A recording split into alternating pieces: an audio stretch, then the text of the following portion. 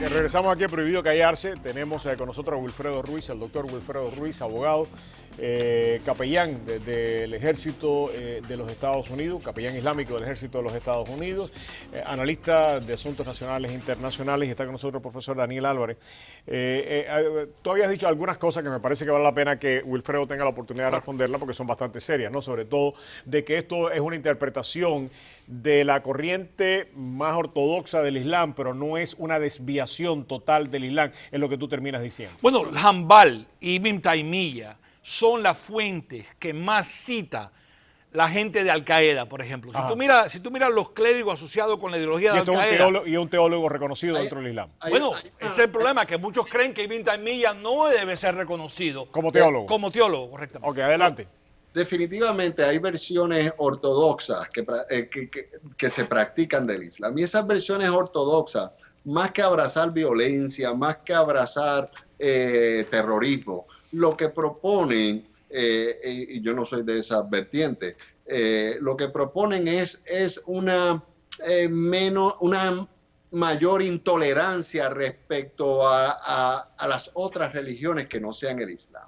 Esto no fue la práctica del Islam desde su incepción, porque vemos el ejemplo histórico de cómo en la España musulmana no hubo 10 ni 20, hubo cientos de años de convivencia del cristianismo, el judaísmo y el Islam cuando estaba bajo los califatos musulmanes, al andaluz o la España musulmana. Así que si por cientos, no por decenas, por cientos de años hubo tolerancia y participación en la sociedad, en los gobiernos musulmanes de parte de cristianos y judíos, pues eso nos dice que el Islam no está llamando a la intolerancia y no llama a la innovación. De hecho, la cámara e infinidad de descubrimientos astronómicos en el álgebra, de ahí viene del Jibril, el álgebra, sí, sí. De la ciencia física, vinieron del Islam. Así que el Islam... Pero Wilfredo, llama a la innovación, llama a la experimentación y a la aceptación de las últimas tecnologías. Lo que pasa es que hay unas vertientes tribales que quieren perpetuar prácticas criminales como por ejemplo la criminal ablación femenina, que en el noreste de África se practica desde tiempos muchos antes del advenimiento del Islam y de la revelación coránica. Allí las mujeres las cogen algunas tribus y le extirpan el clítoris, le hacen la ablación femenina. Eso es algo de lo más criminal que uno pueda pensar, Wilfredo. Pero mira, pero espérate, pero Wilfredo, pregunta, mira, la circuncisión de la mujer se practica en Egipto, no en todo el Egipto, en lugares de Egipto se practica, y ellos se aferran a un hadith.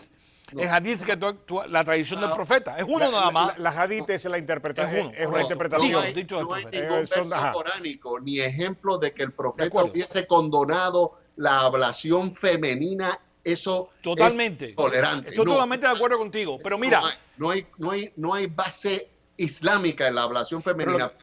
Pero mira, quiero regresar, Wilfredo, al punto de España que tú trajiste es importante. Efectivamente, los judíos y los cristianos convivieron en España. Es más, la Kabbalah judía nace en España en el siglo XIII. Con Maimónides. Pero ¿qué pasa? Maimónides tuvo que huir de España alrededor del año 1245 porque vino una secta ultrafundamentalista puritana islámica, almoravides, que empezaron a perseguir a los cristianos y los judíos.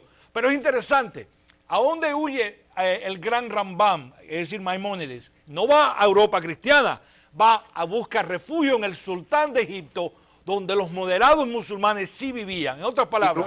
Y luego los pueblos judíos que fueron expulsados en la reconquista cristiana de España, los sefardíes, fueron albergados por el Imperio Otomano, y hoy día hablan en algunos lugares de Turquía, existen unos judíos sefardíes que hablan el idioma ladino, muy parecido al español hoy día, que están ahí bajo la protección de los musulmanes desde hace más de 500 años. Sí, pero la versión de Hanbali y de Ibn Taymiyyah, los Deobandi de la India, que son los que influencia el talibán en Afganistán y Pakistán, los Wahhabis de Arabia Saudita, sí son parte del Islam Y esa vertiente es radical, Wilfredo. Me parece a mí Pero que es un está error bien, no reconocer esa y es vertiente dentro del Islam. No solamente no reconocerla, Wilfredo, y aquí es donde yo creo que muchos que no entendemos muy bien que como ustedes, que no podemos matizar como ustedes este tipo de cosas, terminamos condenando al Islam por lo que hacen algunas personas, porque una de las cosas que no sucede es que con la misma fuerza que tú has condenado en el día de hoy lo que ha sucedido en Nigeria,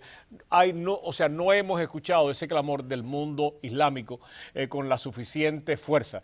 Y es lo que confunda a muchos, ¿no? Sin lugar a dudas, acaba de salir este centro. No, lo de Al-Azhar fue contundente. Exactamente, pero este hombre, Roberto, este hombre no ha discriminado en sus actos de terror. Nosotros apenas no, hay mucha gente, nosotros no, hay mucha gente que está siguiendo este movimiento desde hace muchos años. Este es un movimiento terrorista que está haciendo operativos desde hace más de 10 años. Esta gente ha quemado mezquitas con la gente adentro, mezquitas musulmanas, gente orando. Una de las cosas que quiero abordar con ustedes, porque me quedan 3 minutos y el domingo se celebra el Día de las Madres, es el papel de la Virgen dentro de la Virgen María, dentro del Islam y dentro de la religión católica. Hablábamos de eso y me parece que es una manera poco positiva de terminar este programa en el día de hoy. Bueno, ante eso, probablemente el punto que acaba de hacer Wilfredo es importantísimo. Estos Boko Haram y estos extremistas matan musulmanes, no solamente en Nigeria, igual que Al-Qaeda, en todas las partes del mundo. Pero igual que Al-Qaeda. Que eso sería una apostasía dentro de la religión. Correcto, están matando musulmanes. Eso es el punto de Wilfredo que es importantísimo. Pero mira,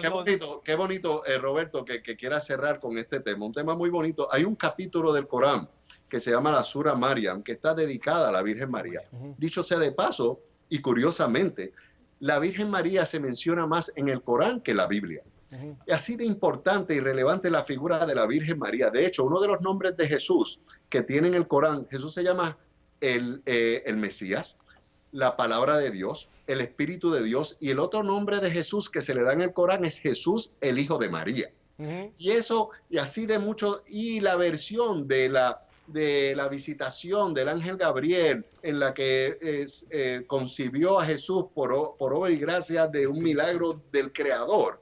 Es muy bonita y es una figura muy respetada y muy venerada en el Islam, muy importante. Nadie puede creer y puede reclamarse musulmán si no cree que María fue la madre virginal de Jesús. Y esto yo quiero poner énfasis en esto que tocaba de decir, la Virgen virginal dentro del Islam. La Virgen María es la Virgen María, es virgen. Dicho sea de paso, en el judaísmo, la Virgen María, ni tan siquiera Jesús, no es que hablen mal de ella, sino que no tiene ningún espacio en lo que es la religión judaica. Un minuto, Daniel, me queda un minuto para este segmento. Yo creo que esos textos coránicos son importantes y es una tristeza enorme que yo oigo, por ejemplo, en la radio evangélica cristiana, que me avergüenzo, cómo atacan el Islam y nunca pueden los cristianos recordarse las palabras que acaba de traer a colación Wilfredo, que la Virgen María y Jesús tienen un papel protagónico, no periférico, protagónico, igual que Abraham, Isaac, Jacob, todos los grandes patriarcas y profetas hebreos judíos juegan un papel importante dentro del Islam, incluyendo el gran profeta Jesús, Isa, dentro del Islam. Es una cosa increíble y es una vergüenza que los musulmanes estén matando cristianos y no conozcan su propia tradición. Yo creo que dentro del respeto, cada día el mundo se mueve más hacia el ecumenismo, ¿no? Y nos identificamos más en las cosas positivas en que todos tenemos dentro de nuestras visiones religiosas y excluimos más aquellas que nos separan. Sin lugar a dudas, el siglo XXI será el siglo donde nos encontremos, que nuestras diferencias no son tan grandes y que nos acercamos muchísimo más cuando miramos todo aquello que nos da la condición humana. Muchísimas gracias, Daniel. Muchísimas gracias, Wilfredo. Un fuerte abrazo. Un abrazo, Wilfredo. Gracias, Wilfredo.